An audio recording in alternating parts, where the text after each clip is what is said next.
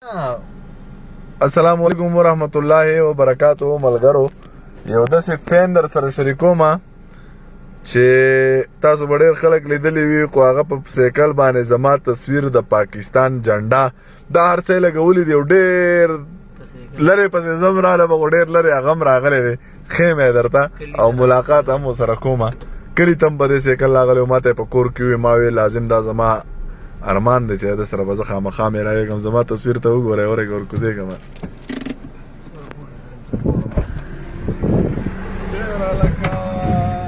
بخیر ده ده ووی برابر یې ټول دی ژوند ښه دی، عادتونه مزاج نور زندګي دې ښه ده. بالکل ښه ده. زما تصویر دې هم لګولی و. دا وګورئ دا وګوره دا ستا تصویران دا ظالمه نن ځان څه کوم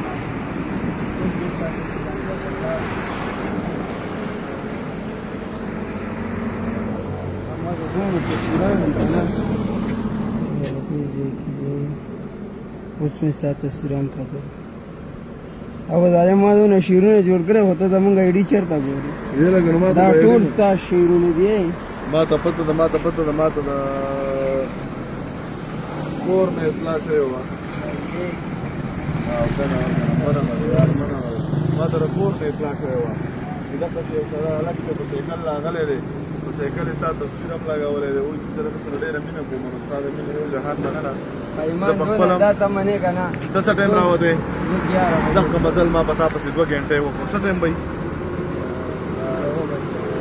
یوه ده دا مزل ما په تا پسې وکړو. ښه 2 ګنټې مزل ما په تا پسې صرف دلته وکړو، زما نه کسې کار نه و. رالم الله ملاقات وشو او انشاءالله نمبر درته درکوم. صحیح نمبر راله صحیح اوریجنل نمبر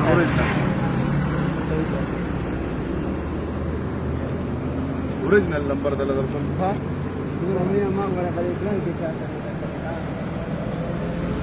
دا وایي چې دونه مینه مې په ژوند کې د چا سره نه ده کړې. ستا د مینې یو جهان مننه او مونږ د دې خلکو موبایل ته یې وګوره.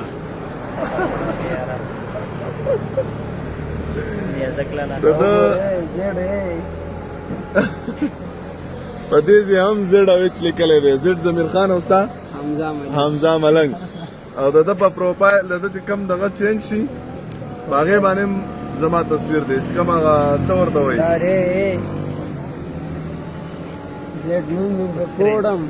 کوډ هم زیډ دی او دا یې دې ته وګورئ. حمزه ملنګ 107 آی ډي دی. تا ته خپل شعرونه مستا دغه تا پسې ما ډېر شعرونه ویلي هغه لیفټ والا کا تا ته زه نور ما ډېر شعرونه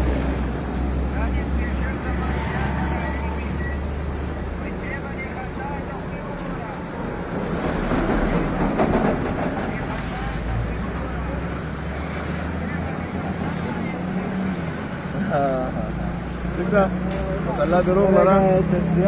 تصویر در سره وباسمه تصویر در سره وباسمه.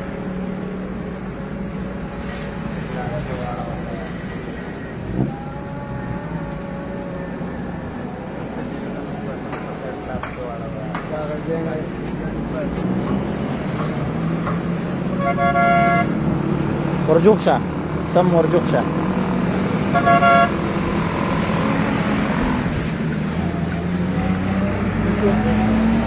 اوریجنل نمبر دله درکوم. هېڅ چاله به نه ورکوې. ښه ټیک ده. دا مې زه ورته کال کوم ما سره تا ته کال کوي ځه کوي ما ته ورته ولیکم. السلام علیکم. ولیکم زمانه بس درستانه شو دا شاګرد صاحب 2 منټه کې هماغه ټکټاک حمزه ملنګ 107 آی ډي ورته فالو او دغه چې ورکړی دا زما دغه دی او نادان ملنګ چینل مې هم جوړ کړی دی هغه هم راله دغه